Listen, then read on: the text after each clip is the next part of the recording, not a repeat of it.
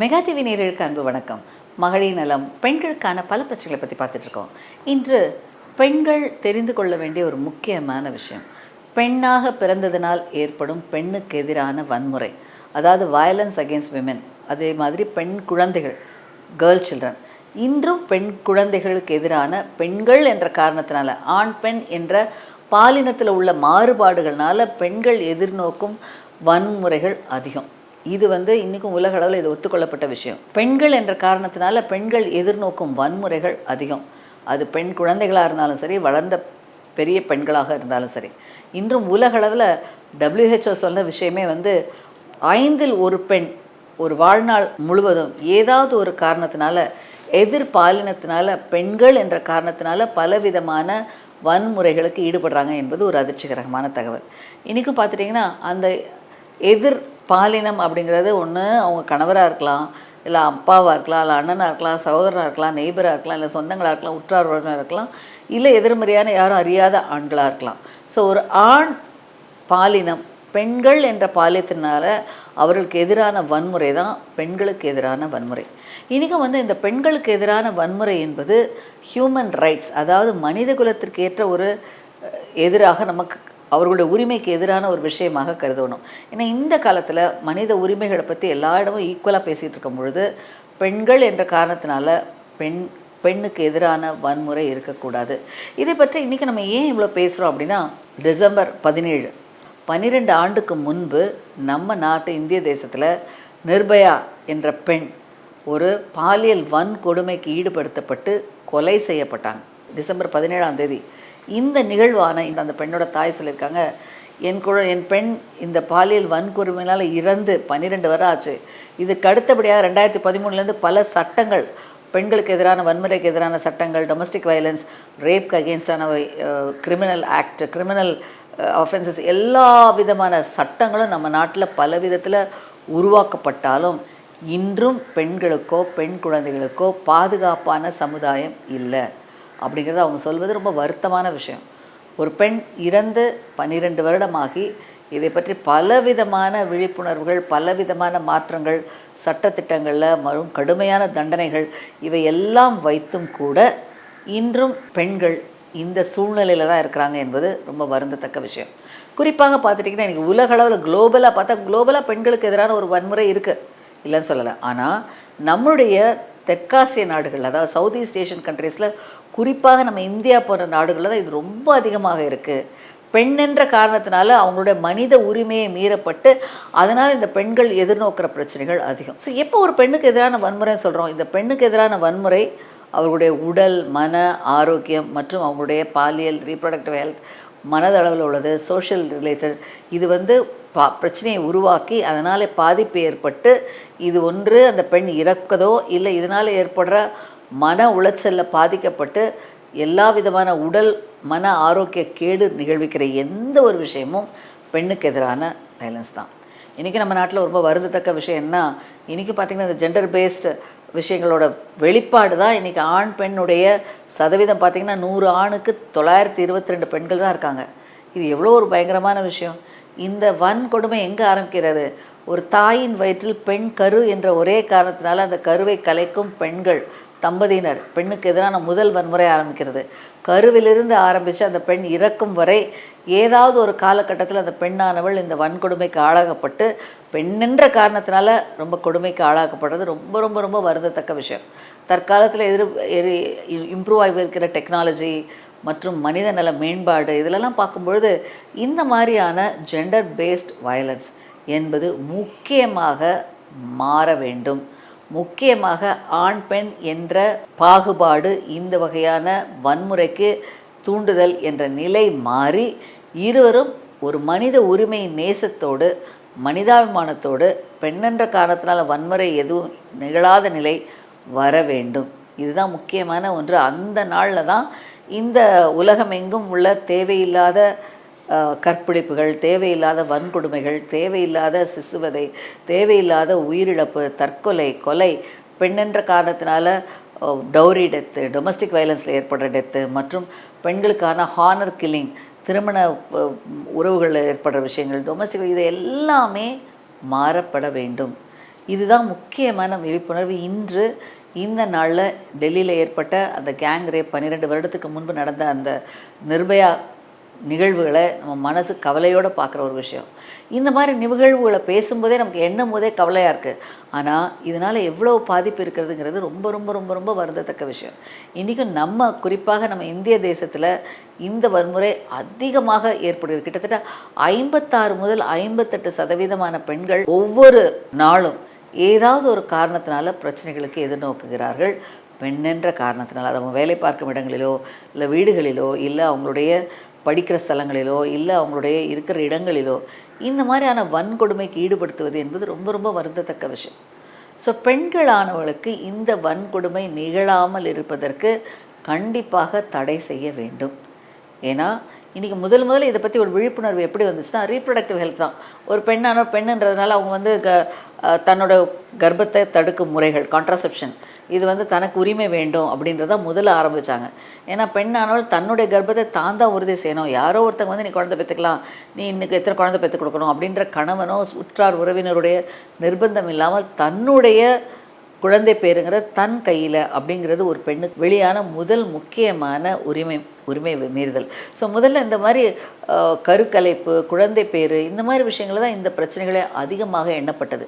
ஒரு பெண்ணின் reproductive health, அவங்களோட அபார்ஷன்ஸு, பிரசவங்கள், அவங்க குழந்தை பேர், என்ன குழந்தை பெற்றுக்கலாம், அதனால் ஏற்படுற வன்முறைகள், பெண் குழந்தையாக பெற்றுக்கிட்டு இருக்க, ஆண் குழந்தை பெற்றுக்கலை அப்படின்ற ஒரு காரணத்தினால பெண்கள் எதிர்நோக்கிற வன்கொடுமை, மற்றும் பெண் அப்படின்றதுனால நீ படிக்கக்கூடாது, வேலைக்கு போகக்கூடாது, வீட்டில் இருக்கணும், சமையல் செய்யணும் அப்படின்ற பெண்ணுன்றதுனால அவங்களுடைய வளர்ச்சி முறைகளோ கல்விகளுக்கோ சரியான முறையில் அவர்களுக்கு பாதுகாப்பு கொடுக்காதது ஒரு முக்கியமான காரணம். ஜெண்டர் பேஸ்ட் டிஸ்கிரிமினேஷன் முக்கியமான ஒன்று. அதுவும் குறிப்பாக நம்ம நாட்டில் ஆண்கள், பேட்ரியார்க்கல் சொசைட்டி என்பது ரொம்ப எல்லாருக்கும் தெரிஞ்ச விஷயம். நம்மளுடைய கல்ச்சர் பயஸில் ஆண்னா பெரியவன், பெண்ணுனா அவனுக்கு அடங்கி தான் இருக்கணும் அப்படின்ற எண்ணங்கள் இந்த நிகழ்வுகள் ரொம்ப ஆழமாக நம்ம சமுதாயத்தில் பதிஞ்சிருக்கு. இந்த நிலை மாறணும்னா இந்த பெண்ணுக்கு எதிரான வன்முறை மாறி பெண் என்ற காலத்தில் அது ஏற்படுற வன்முறைகள் கண்டிப்பாக தடுக்கப்பட வேண்டும். இதில் முக்கியமாக பார்த்தீங்கன்னா பெண்களை பொறுத்த வரைக்கும் நம்ம இது நாள் வரைக்கும் அவங்கெல்லாம் சொல்லிக்கிட்டு இருந்த விஷயம் ரீப்ரொடக்டிவ் ஹெல்த் தான். பெண்ணுக்கு சேஃப் ப்ரெக்னென்சி வேணும், 18 வயதுக்குள்ளே ரேப்னால் வர ப்ரெக்னென்சி தடுக்கப்படணும், ப்ரெக்னென்சி வந்தால் அந்த பெண் எதிர்நோக்கிற பிரச்சனைகள் பெண்ணானவளுக்காக ப்ராப்ளம் வரும் அப்படின்றதுனால அந்த தடுப்பு முறை வேண்டும். மற்றும் பெண்ணுக்கு இந்த மாதிரி பாலியல் வன்கொடுமைகள்னால ஏற்படுற தேவையில்லாத கர்ப்பம், அந்த கர்ப்பத்தினால் ஏற்படுற காம்ப்ளிகேஷன்ஸ் மற்றும் தேவையில்லாத பாலின பிரச்சனைகள்னால, அதாவது இவர்களுக்கு ஏற்படுற HIV, STI, sexually transmitted infection, இவை அனைத்தும் பெண்ணுக்கு உடல் பாதிப்பை உண்டாக்குறது என்பதற்கான சில மாற்றங்கள். இதை தான் நிறைய பேர் பேசிகிட்டு இருந்தாங்க. ஆனால் இது மட்டும் அல்ல ஒரு பெண்ணுக்கு எதிரான வன்முறை, அவருடைய குடும்பங்களில் ஏற்படுற வன்முறைகளே, கணவன் மனைவி உறவுகளில், கணவன் மனைவி என்ற நிலையில் பெண் ஆணுக்கு அடங்கியிருக்கணும், பெண் ஆணுக்கு எதிராக பேசினா அவங்க வன்முறைக்கு உட்படுத்தப்படுறது, பெண்ற காரணத்தினால அவங்கள கட்டுப்படுத்துறது, தேவையில்லாமல் அவர்கள் மேலே தேவையில்லாத பிரச்சனைகளை வலியுறுத்துவது, அவங்க ஒர்க்கிங் பிளேஸில் பாலினம் என்ற பாலியல் வன்முறைகளுக்கு, பாலியல் அப்யூஸ்க்கு ஏற்படுத்துவது, இதெல்லாம் ரொம்ப முக்கியமான சில வன்முறைகள். இது முக்கியமாக அவங்களுடைய குடும்பங்கள்லையும் உற்றார் உறவினர்கிட்ட நடக்கிறது தான் ரொம்ப வருந்தத்தக்க விஷயம். ஏன்னா ஒரு வீடுங்கிறது ஒரு பெண்ணுக்கு சேஃப்னு நினைக்கிறோம், ஆனால் வீட்டுக்குள்ளே தான் பெண்ணுக்கு எதிரான வன்முறை அதிகமாக இருக்கிறது என்பது வருந்தத்தக்க விஷயம். ஏன்னா இன்றைக்கும் டொமஸ்டிக் வயலன்ஸ் அப்படிங்கிறது ரொம்ப ரொம்ப அதிகமாக இருக்கிற விஷயம். டொமஸ்டிக் வயலன்ஸ், அது சாதாரணமாக பெண்ணானவளே எதிராக பேசுகிற வார்த்தைகள், அவங்களுக்கு உபயோகிக்கிற வன்முறைகள், மற்றும் அவங்கள தேவையில்லாமல் கீழ்த்தரமாக நடத்துகிற விஷயங்கள், மற்றும் அவர்களுக்கான போதிய மரியாதை கொடுக்காமல் அவர்களை நடத்துகிற முறை, உணர்வுகளை புரிந்து கொள்ளாமல் அவங்க மேல் இருக்கிற வன்கொடுமை, தேவையில்லாத ஈவன் அவர்களுக்கு விருப்பம் இல்லாமல் பாலியல் உறவு, இதெல்லாம் நிறைய வன்கொடுமைகள் பெண்ணுக்கு எதிராக குடும்பங்களையும் நெருங்கிய உறவினர்களால் ஏற்படுத்தப்படுகிறது என்பதுதான் ஒரு பெரிய ஆய்வின் கருத்துக்களாக கருதப்படுகிறது. இன்றைக்கும் சமுதாய லெவலில் வெளி உலகத்தில் நடக்கிற விஷயங்களை விட வீட்டில் நடக்கிற இந்த வயலன்ஸ் தான் ரொம்ப அதிகமான விஷயம். இதனை கண்டிப்பாக ஒவ்வொரு ஆணும் ஒவ்வொரு பெண்ணும் உணர வேண்டும். பெண்ணானவள் ஒரு மனித குணம், மனித இனம், அவளுக்கும் ஒரு உணர்வுகள் இருக்குது, அவர்களும் போற்றப்பட வேண்டியவங்க, அவங்களும் ஈக்குவலாக நடத்தப்பட வேண்டியவங்க. அவங்களுக்கு எதிராக பெண்ணுன்ற காரணத்தினால ஃபீட்டிசைடு, ஃபீமிசைடு இதெல்லாம் தடுப்பது முக்கியமாக வேணும். இது நம்மளுடைய இந்த சவுத் ஈஸ்ட் ஏஷியாவில் இது ரொம்ப அதிகமாக இருக்குது. குறிப்பாக 44% பெண்கள் இந்த சவுத் ஏஷியாவில் இருக்கவங்க படிப்பறிவு இல்லாமல் இருக்காங்க, அடிப்படை கல்வி கூட இல்லாத நிலையில் இருக்காங்க. ஆண்களை கம்பேர் பண்ணும்போது இவங்க ரொம்ப ரொம்ப குறைவாக இருக்காங்க. இவை தவிர இவர்களுக்கு எதிரான வன்முறைகள் பார்த்திங்கன்னா 79 மில்லியன் பெண் குழந்தைகள் காணாமல் போயிட்டாங்க. எப்படி? பல விதங்களில் கடத்தப்படுறது, பல இடங்களில் பாலியல் வன்கொடுமைக்கு ஏற்படுத்தி அவங்கள வந்து வெளிநாடுகளில் விற்பது, இன்னும் பல இடங்களில் இந்த பெண் குழந்தைகளை பலவிதமான பாலியல் வன்கொடுமைக்கு ஈடுபடுத்தி பல விஷயங்களுக்கு கடத்தப்படுவது. இது வந்து ரொம்ப ரொம்ப அதிகம். 79 மில்லியன் 2010 சொன்ன ஒரு டேட்டா சொல்கிறது ரொம்ப வருந்தத்தக்க விஷயம். 79 மில்லியன் பெண் குழந்தைங்க மிஸ்ஸிங் கேர்ள்ஸ் அண்ட் விமென்கிறாங்க. அவங்க எங்கே போனாங்கன்னே தெரியல, என்ன ஆனாங்கன்னே தெரியல. என்கிட்டே நான் வந்து என்னோடய ஃபர்டிலிட்டி ட்ரீட்மெண்ட்டில் என்கிட்ட குழந்தைக்காக வந்தாங்க. என்னென்னா அவங்க பெண் குழந்தை 16, 17 வயசில் காலேஜ் போய் நல்லா படிச்சிருந்தப்போனா திடீர்னு காணும். எல்லா விஷயங்களும் பார்த்துட்டாங்க, வீட்டில் இருந்த பெண்ணை காணும். அவங்களும் கிட்டத்தட்ட 5 வருடம் அந்த பெண்ணை தேடி என்னென்ன முயற்சிகள் பண்ணி அந்த பெண்ணை கண்டுபிடிக்க முடியலன்னு அடுத்து ஒரு குழந்தை வேணும்னு சொல்லி 45 வயசில் என்கிட்ட வந்து நின்னாங்க. ரொம்ப ரொம்ப ரொம்ப வருந்தத்தக்கமான விஷயம். ஸோ இந்த மாதிரியான காணாமல் போகிற பெண் குழந்தைகள் 79 மில்லியன், அவங்க பெண்கள் என்ற காரணத்தினால இது எவ்வளோ ஒரு வருந்தத்தக்க விஷயம். இந்த காரியங்கள் இது அதிகரித்து வருகிறது என்பது இன்னும் மறுக்கப்பட முடியாத உண்மை. இன்றும் பெண்கள் வெளியில் வந்து வேலைக்கு போகிறாங்க, படிக்க போகிறாங்க, அவங்க ஆண்களுக்கு ஈக்குவலாக சில விஷயங்களில் வேலை செய்கிறாங்கன்ற படிப்பு, கல்வி, எல்லா பொருளாதார வளர்ச்சியில் பெண்களுடைய பங்கு மிக மிக அதிகம் என்று இருந்தாலும், பெண்ணானவள் பெண்ணென்ற காரணத்தினால என்ன தகுதி என்ன முறைகள் இருந்தாலும் இந்த வன்கொடுமைக்கு ஆளாகுவது என்பது யாருமே மறுக்கப்பட முடியாத உண்மை. எல்லாவித ஆய்வுகளும் இதைத்தான் குறிக்கிறது.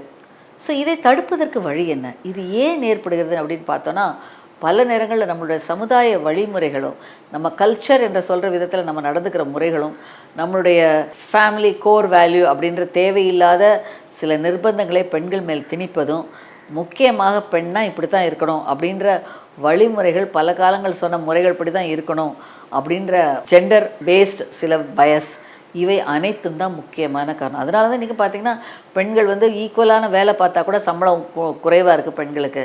அவங்களுக்கு செலுத்தப்படுகிற நாட்கள் நேரங்கள் அதிகம், ஒர்க்கிங் டைமிங் மோர், ஆனால் அவங்க பெய்டு சேல்ரி கம்மி.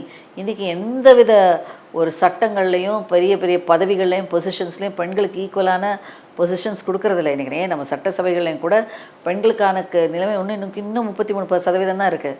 ஸோ இதெல்லாம் ஒரு வருந்தத்தக்க விஷயம். எப்பொழுது இந்த வயலன்ஸ், பெண்களுக்கு எதிரான வன்முறைகள், கொடுமை சரிப்படுத்தப்படும்? பெண்ணை பெண்ணாக எண்ணாமல் மனிதனாக எண்ண வேண்டும், சக மனிதனாக. பெண்ணுக்கு எதிரான எந்த வன்முறைகள் அவங்களுடைய மனித உரிமை மீறலாக கருதப்பட்டு அதற்கான தண்டனை கொடுக்கப்பட வேண்டும். 2, பெண்களுக்கு ஈக்குவல் ரைட்ஸ் எல்லா விதத்திலையும் கொடுக்க வேண்டும். 3, எல்லா வித வேலைகளையும், பல பதவிகளையும், உயர்வுகளையும், இன்னும் அவர்களுடைய அட்மினிஸ்ட்ரேட்டிவ் பல விஷயங்களையும், சட்டங்கள், ஆய்வுகள் எல்லாவற்றிலும் சரிநிகர் சமானம் கொடுக்க வேண்டும். பெண்ணுன்றதுனால உனக்கு கம்மி ரிசர்வேஷன்ஸ் அப்படின்னு சொல்வது மிக மிக மிக மிக தவறு. இவை தவிர பெண்ணானவளுக்கு பெண் என்ற பலவித பாதுகாப்பு முறைகளும் வேணும். இந்த மாதிரி ஒரு பிரச்சனைகள் நடந்தால் இதில் இந்த பெண் மீண்டு வருவதற்கான சட்டத்திட்டங்களும், அவர்களுக்கு ஆதரவளித்து அவர்களை வழிநடத்துவதற்கான வழிமுறைகளும் கண்டிப்பாக வேண்டும்.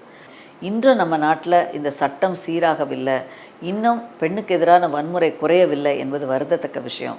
இன்னும் நம்ம இந்தியாவில் நிலைமை மாறணும், இன்னும் அனைவரும் இதுக்கு முன் வந்து மாற்றங்களை கொண்டு வரணும்னு சொல்லியிருக்காங்க. இதனை நாம் அனைவரும் உணர்ந்து இதனை எப்படி வழி நடத்துவது, எப்படி இந்த ஆணும் பெண்ணும் ஈக்குவல், பெண்ணுக்கு எதிரான வன்முறைகள் குறைக்கப்பட வேண்டும் என்பதை முழு மனதோடு, முழு முயற்சியோடு, நல்ல ஒரு விழிப்புணர்வோடு பண்ணோன்னா கண்டிப்பாக எதிர்கால சமுதாயத்தில் உங்கள் பெண் குழந்தைங்களும் உங்கள் ஆண் குழந்தைங்களும் மனித குலமாக இருப்பாங்க. அவங்களுக்கு எதிரான வன்முறை நடக்காது.